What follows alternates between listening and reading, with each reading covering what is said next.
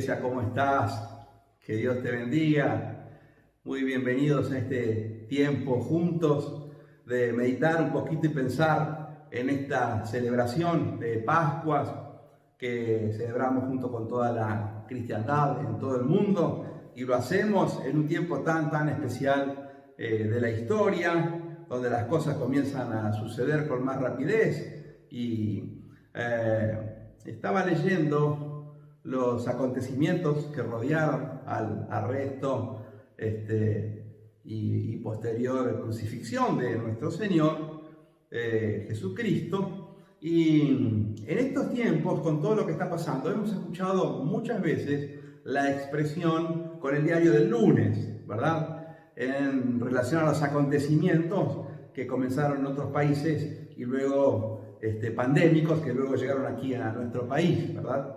Y se suponía que nosotros ya teníamos que estar sabiendo las cosas y tal vez por eso no sorprendernos. La verdad es que suceden, y aunque sepamos que ya han pasado, sorprenden mucho. Y leyendo justamente las cosas que pasaron en los días en que el Señor fue arrestado y aquella situación frente a los sacerdotes, los religiosos y a Pilatos. Y en realidad eran cosas que sucedían, si se quiere, ya con el diario del lunes, porque el Señor Jesucristo ya había anticipado infinidad de veces que estas cosas iban a suceder, iban a pasar. Cuando fue el arresto de Jesús, allí fue un momento muy violento, y uno de los discípulos de Jesús sacó la espada, ¿verdad?, para hacer justicia ya de lo que estaba pasando. Y el Señor Jesús dijo: guarda tu espada, por favor. ¿No te das cuenta que si quiero pedir ayuda del cielo, legiones de ángeles, Dios me las mandaría? Pero ¿cómo? Dice, ¿cómo se cumplirían las escrituras si eso sucediera? Y él ya les había dicho que estaba todo escrito, y en realidad estaba escrito en los profetas, y ellos lo leían, lo sabían, lo habían visto. Sin embargo, aún con el diario del lunes, los tomó de sorpresa esta situación. Y el Señor mismo les dice a sus captores, con palos vienen a capturarme. Estaba con ustedes ahí charlando, enseñándoles, dialogando y haciéndole preguntas, y ahora me atacan con palos. Y acto seguido les dice: bueno, pero esto sucede para que se cumplan las escrituras, lo que tanto anuncié que va a pasar y está pasando, ¿verdad? Y quiero, antes de entrar a un tiempo de alabanza y de adoración y también de escuchar la palabra de Dios, reflexionar un poquito sobre esto, porque muchas cosas que están pasando, queridos hermanos, no son más que el cumplimiento de las cosas que están escritas, ¿verdad?, en la palabra de Dios. De modo que la palabra de Dios, en muchos aspectos, es el diario del lunes.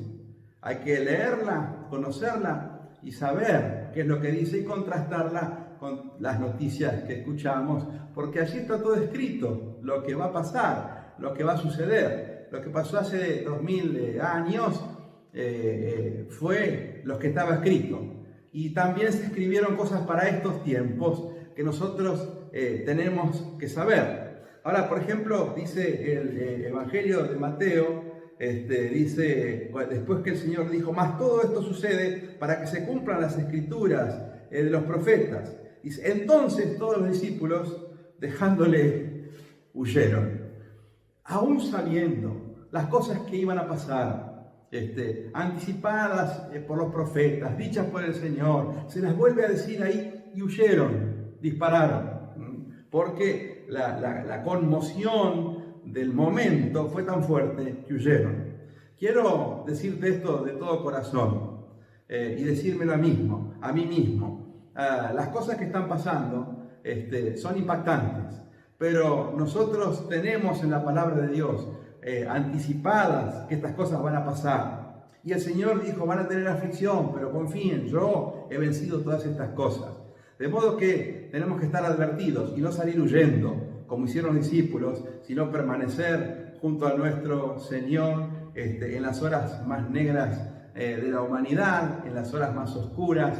El Señor ya nos anticipó que todas estas cosas pasarían. y que no nos pase como a los discípulos que aún habiéndolo escuchado dispararon, sino que permanezcamos firmes en la palabra de Dios, firmes en la fe, firmes en la confianza en nuestro Dios, que todo esto ya estaba escrito y tiene que suceder para que se cumpla lo que está escrito en las Escrituras. Podamos mantener nuestra confianza en el Señor y en este tiempo de Pascua, renovar nuestra fe, nuestro compromiso, nuestra relación con Dios y con nuestro Señor Jesucristo. Te invito entonces a pasar un tiempo de música, de alabanza y de adoración en la presencia de Dios y también a escuchar la palabra de Dios que nos va a traer el pastor Lisandro Morosini. Que Dios te bendiga.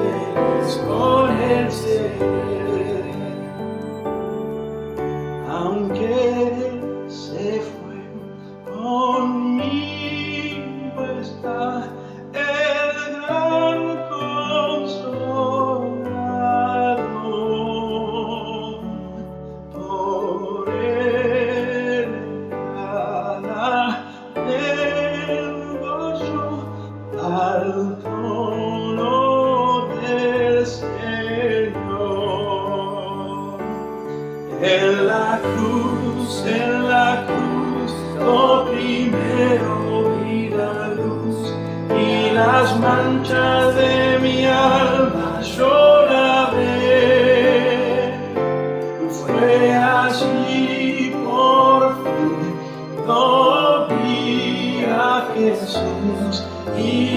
siempre feliz con el ser. En la cruz, lo primero vi la luz y las manchas de mi alma yo la ver. Fue allí por fe, lo vi a Jesús y siempre feliz con el ser. Y siempre feliz con el ser. Y siempre feliz con el ser.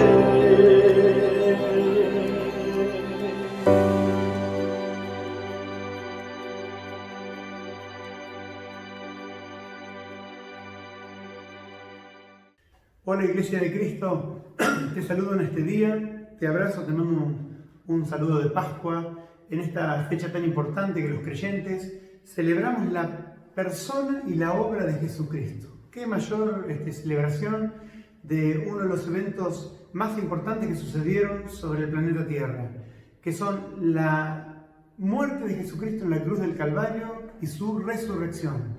Ese es sin duda el evento más importante que ha ocurrido en esta tierra. Y en Pascua reflexionamos en estos días siempre sobre la muerte de Jesucristo, su crucifixión, de cómo fue esa crucifixión, donde literalmente Jesucristo cargó con el pecado, ¿no?, de la humanidad y hasta tal punto que el mismo Padre tuvo que, digamos, un abandono en la cruz de Jesucristo para que Él pague por nuestros pecados. Y también su resurrección gloriosa, su ascensión al cielo en una forma gloriosa, pero también hay un evento que también nos enseña algo, que es en el momento viernes, en el momento donde Él fue depositado en una tumba y había un silencio y una expectativa de qué sucedería. Resucitaría, como dijo, al tercer día, no resucitaría, estaban los que creían, los que no creían.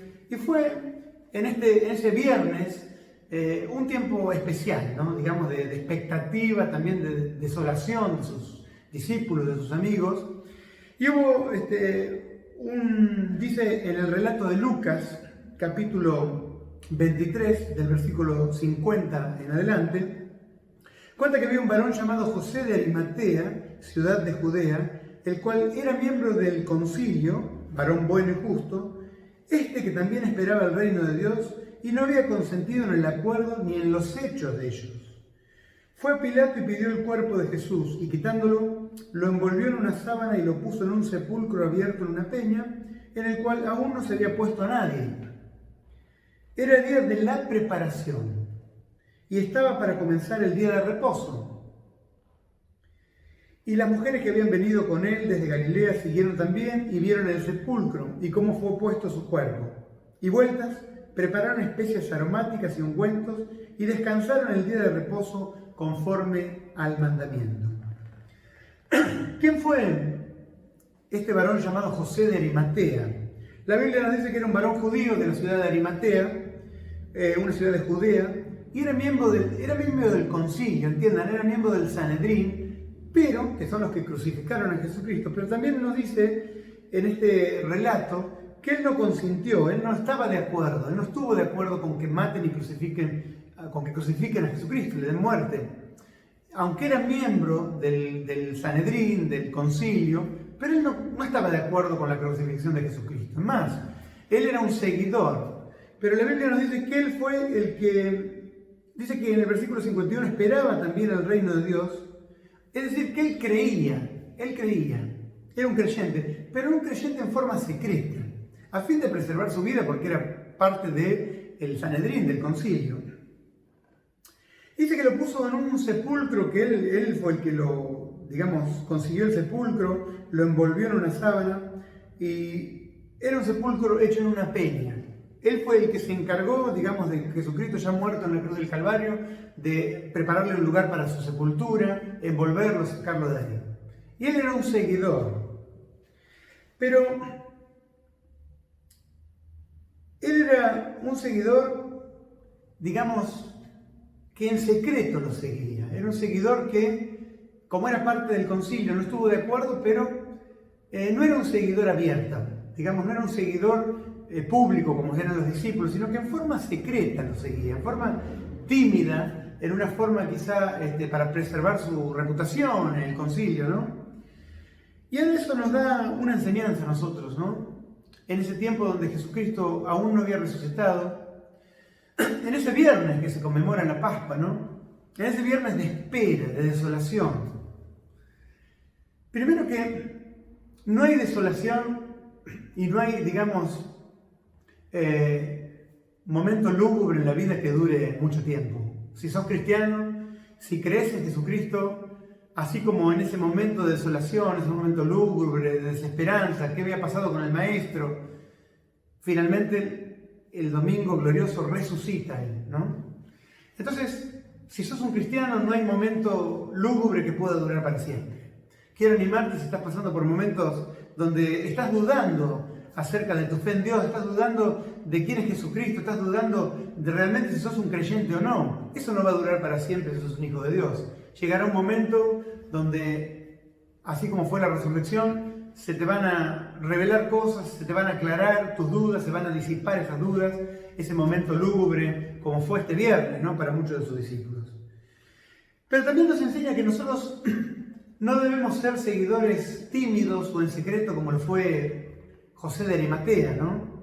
Porque la Biblia claramente dice que nosotros debemos ser testimonios, debemos ser testigos de Jesucristo. Y dice la Biblia que nosotros no debemos avergonzarnos de Jesucristo.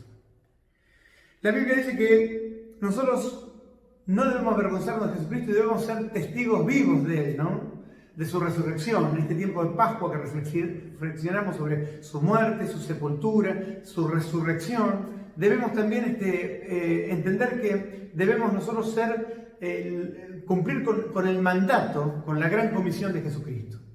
Y hacer lo que Él nos envió a hacer, predicar de Jesucristo, predicar de su muerte y de su resurrección. Es decir, que si predicamos lo que estamos conmemorando en estas Pascuas, estamos predicando el Evangelio. Estamos predicando lo que Él nos manda a predicar, que Jesucristo murió. Pablo lo dice en Corintios. ¿Qué es el Evangelio? Es la maravillosa noticia de que Jesucristo murió y resucitó de entre los muertos y que hay esperanza y hay vida para todo aquel que deposita su confianza en Él. Y no como Nicodemo, como José de Arimatea, que era un seguidor, digamos, en secreto, que lo hizo, no lo hacía abiertamente por una cuestión de preservar su reputación. Nosotros no debemos ser seguidores tímidos y secretos, aunque nuestra reputación esté en juego. Aunque nos tilden de locos, aunque nos tilden de fanáticos, nosotros estamos para predicar el Evangelio. Es decir, que tiene que disiparse toda timidez en nosotros, con el poder que nos da el Espíritu Santo, para ser testigos eficaces en este mundo y poder predicar el Evangelio. El Evangelio es la buena noticia de que Jesucristo resucitó de entre los muertos y que hay vida eterna para todo aquel que cree.